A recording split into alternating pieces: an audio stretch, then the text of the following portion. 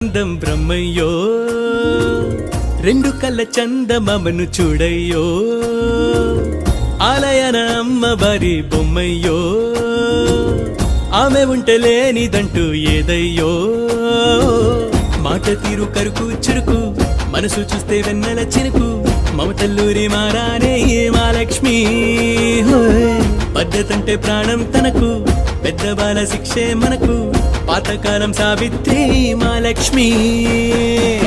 That is Mahalakshmi. That is Mahalakshmi.